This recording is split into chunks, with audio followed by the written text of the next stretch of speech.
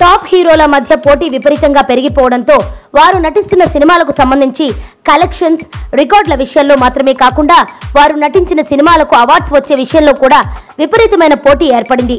ముఖ్యంగా ఈ పోటీని టాప్ హీరోల అభిమానులు తమ వ్యక్తిగత ప్రతిష్టగా భావిస్తున్న నేపథ్యంలో ఈ టాప్ హీరోల మధ్య నడుస్తున్న రేస్ టాప్ హీరోల అభిమానుల మధ్య విపరీతమైన విద్వేషాలను సృష్టిస్తోంది. ఈ వాతావరణానికి చెక్ పెట్టడానికి నిన్న రాత్రి హైదరాబాద్లో జరిగిన ఐఫా అవార్డ్స్ మీట్లో జూనియర్ ఎన్టీఆర్ అనుసరించిన వ్యూహం ఈ అవార్డ్స్ ఈవెంట్కు హైలైట్గా నిలిచింది.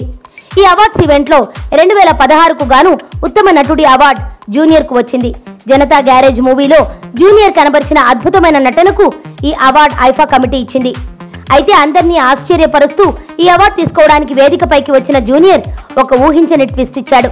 తనతో పాటు ఈ అవార్డుకు పోటీ పడ్డ మిగతా హీరోల పేర్లన్నీ పేరు పేరున చెబుతూ ఈ అవార్డు తన ఒక్కడిదే కాదని తనతో బెస్ట్ యాక్టర్ అవార్డు కోసం పోటీ పడ్డ అందరి హీరోలది ఈ అవార్డు అంటూ కామెంట్స్ చేసి ఈ అవార్డును తనతో పోటీ పడ్డ అందరి హీరోలకు అంకితం ఇచ్చి అందరికీ షాక్ ఇచ్చాడు జూనియర్. గతంలో ఇదే ఐఫా అవార్డ్స్ ఫంక్షన్ లో శ్రీమంతుల్లో నటించిన మహేష్ కు బెస్ట్ యాక్టర్ అవార్డు ఇచ్చినప్పుడు అప్పట్లో జూనియర్ అభిమానులు మహేష్ ను టార్గెట్ చేస్తూ కామెంట్స్ చేశారు. ఇప్పుడు అలాంటి విషయాలే మళ్లీ పునరావృతం అవుతాయన్న ఉద్దేశంతో ఈసారి తారక్ తనకు వచ్చిన బెస్ట్ యాక్టర్ అవార్డును అందరి టాప్ హీరోలకు అంకితం ఇచ్చి తాను అందరి వాడినన్న సందేశం ఇవ్వడమే కాకుండా టాప్ హీరోలంతా ఒక్కటే అన్న వ్యూహాత్మక సందేశాన్ని చాలా తెలివిగా ఇచ్చాడనుకోవాలి.